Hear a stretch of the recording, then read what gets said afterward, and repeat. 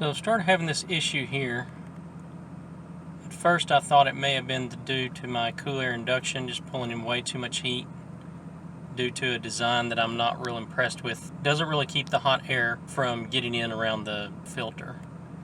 So I went back to my factory intake box, but yet the problem persisted. So what I'm finding now is that after driving a little bit more, and it actually happened when I was doing highway speeds, and when it did that, that's when it really started giving me better information. What we've got is that misfire on the ignition coil for number 7. Number 7 is the left side bank, or driver's side bank, third from the front. So what I did is I took that and moved it to number 6, which is the one right in front of it, the second from the front on the left side bank. And the error code moved. This is what you get. You'll get this restricted performance. You'll get a check engine light. The car, I don't know how well y'all can tell, if y'all can hear it well enough, definitely has got a very rough idle just sitting in the car. It shakes pretty good. So simply signing into my tool, hook it in. I go to my ODB2, takes a moment for it to link to the vehicle. Okay, now that it's established a link, we can look at different codes and stuff. I'm going to tell it no, I don't want to erase anything at this time. So I'm going to read the codes. So see if it has any stored codes. I do have a stored code.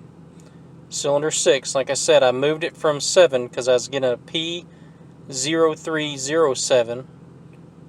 And by moving that coil and swapping it with 6, 7 no longer has a misfire, but now 6 does.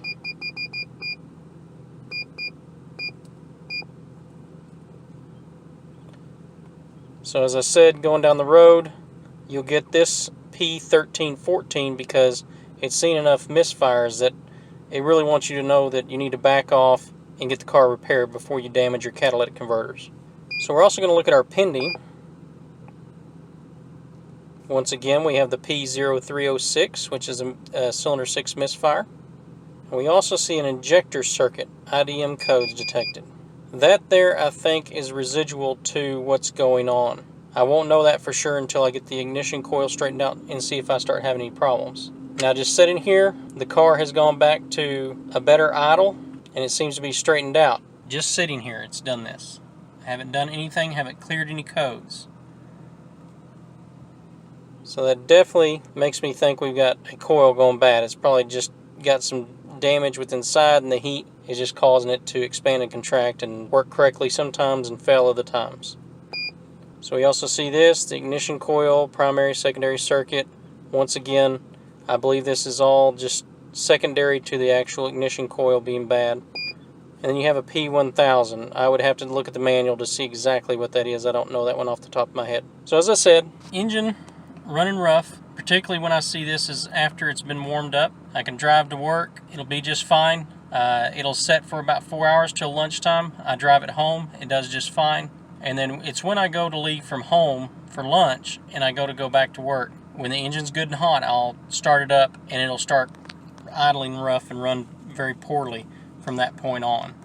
So it seems to be aimed at heat once the car gets good and warm, such as the issue I mentioned the other day about it starting to do it while I was up at highway speeds. I had been out, gone somewhere, done some stuff, come out 30 minutes later, was driving, acting just fine until I got up on the highway. Then it started happening, and it made some terrible noises that time because the RPMs are up much higher and the misfire is going to be much more dramatic. So it looks like we just need to replace the coil. I'm actually going to replace all 8, being as though this car does have some age on it, being a 1999. That way we don't run into any more coil issues. So we've definitely figured out that it is the coil. It's just running just fine. Unfortunately, in the process of doing the ignition coil, we did have a coolant pipe rupture, so I've already repaired that, got it back up and running, kind of checking that. Figured I'd go ahead and do a finish up on the ignition coil.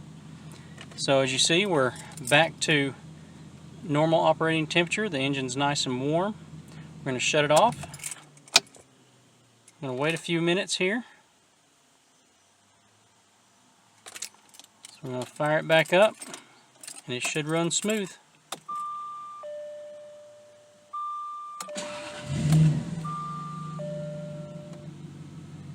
And there we go. Everything's running smooth, no rough idle. I've got all new coil packs coming in the mail, so once I get those in, I will do a video on how to replace the ignition coils.